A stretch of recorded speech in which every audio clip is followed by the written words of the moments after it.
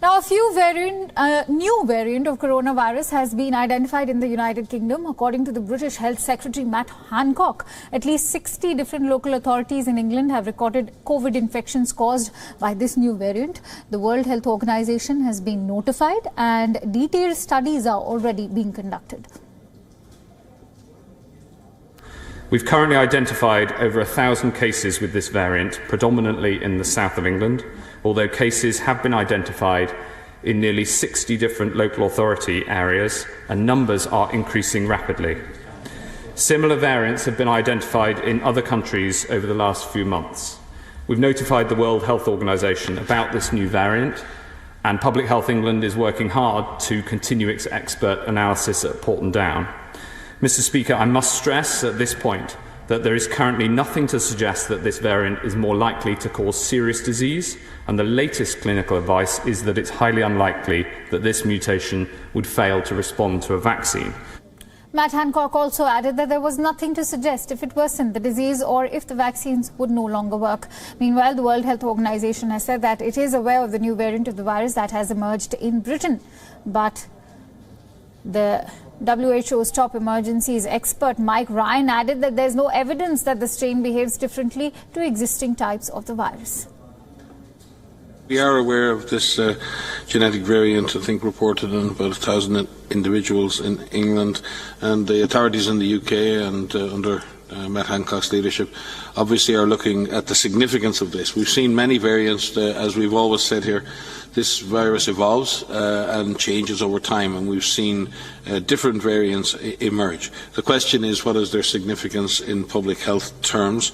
Certainly looking at this particular variant seems to have become more prevalent in the UK. We'll obviously need to work with our international lab network to see if that variant is becoming more prevalent on an international basis.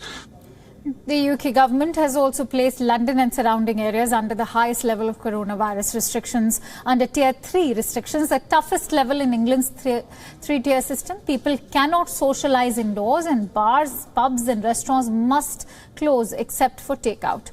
UK has recorded a sharp increase in the number of infections and exponential rise in the virus cases across London, Kent, parts of Essex and Hertfordshire have also been recorded.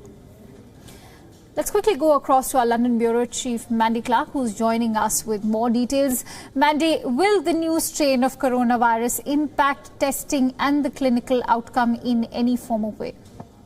Not that we think is likely to happen. What they believe and what Matt Hancock made clear is that it's a new variant and it is causing a quicker spread, but there is no indication that it's immune to the new vaccine. They will continue to track and trace as they have been doing. So it won't change what is going on. It's just what the warning is this type of new variant is helping spread the coronavirus much quicker. Right. Mandy, Christmas is round the corner. How are Londoners feeling about the tough new lockdown? And is the tough Brexit deal at a time of a lockdown proving to be a double whammy? It doesn't feel like a very festive time of year, that's for sure. And it's very strange. So London going into the most severe level of lockdown, of course, by midnight on Wednesday. But then on the 23rd, all lockdown measures are pretty much lifted for 5 days to allow family members to mix. Now, that has been a raging debate here in the UK because, of course, it doesn't make sense. The government wants to protect that special Christmas time, but there is a real threat that lifting it just for 5 days to allow people to mix for Christmas will cause an enormous spread just when we have the vaccine around the corner. So we might see that change, and Londoners will remain in lockdown. The government is reconsidering their Christmas reprieve. So it is a rather gloomy Christmas time here in London. And of course, Brexit, that lack of movement forward with the deal. So not the happiest time of year.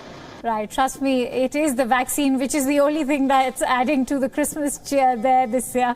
Thank you so much, Mandy, for bringing in all your inputs on this broadcast today. Thank you.